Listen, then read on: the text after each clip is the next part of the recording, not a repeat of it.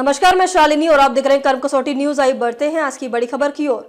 भारत किसी को अपने फैसलों पर वीटो लगाने नहीं देगा। जयशंकर बोले, विश्व के लिए जो सही होगा बिना डरे करेंगे।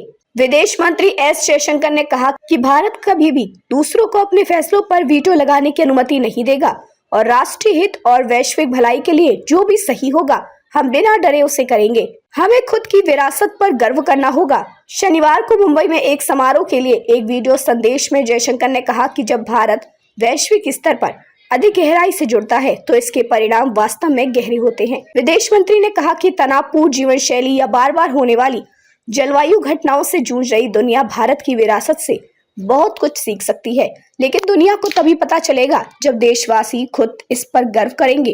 वीटो लगाने की अनुमति नहीं दे सकता भारत। जयशंकर ने आगे कहा कि भारत अनिवार्य रूप से प्रगति करेगा, लेकिन उसे अपनी भारतीयता खोए बिना ऐसा करना होगा, तभी हम वास्तव में दुनिया में एक अग्रणी शक्ति के रूप में उभर सकते हैं। उन्होंने कहा कि हम अपने राष्ट्रीय हित और वैश्विक भलाई के लिए जो भी सही होगा वो बिना किसी डर के करेंगे।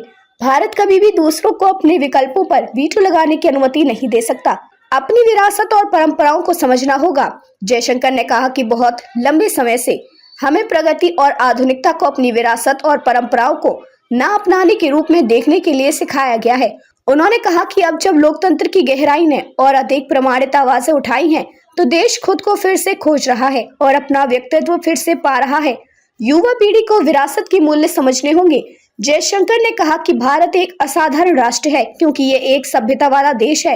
उन्होंने कहा कि ऐसा देश तभी प्रभाव डालेगा जब वह वैश्विक क्षेत्र में अपनी सांस्कृतिक शक्तियों का पूरा लाभ उठाएगा। उन्होंने कहा कि इसके लिए यह आवश्यक है कि हम स्वयं युवा पीढ़ी अपनी विरासत के मूल्य और महत्व से पूरी तरह अवगत हो। विदेश मंत्री ने आगे कहा कि वैश्विक मंच पर इसने खुद को एक स्वतंत्र शक्ति के रूप में स्थापित किया है, लेकिन वैश्विक भलाई, विशेष रूप से वैश्विक दक्षिण की भलाई के लिए प्रतिबद्ध है। जयशंकर ने कहा कि हालांकि लंबे समय से हमारे लिए जो बाधाएं और सीमाएं बनी हुई हैं, वे अभी भी बरकरार हैं। ऐसे दृष्टिकोण और विचारधाराएं हैं जो अधिक निराशावादी हैं और यहाँ तक कि हमें नीचा दिखाने वाली हैं। अब तक के लिए बस इतना ही। फिर होगी आपसे मुलाकात, तब तक के लिए नमस्कार और देखते रहिए कर्म कसौटी न्यूज।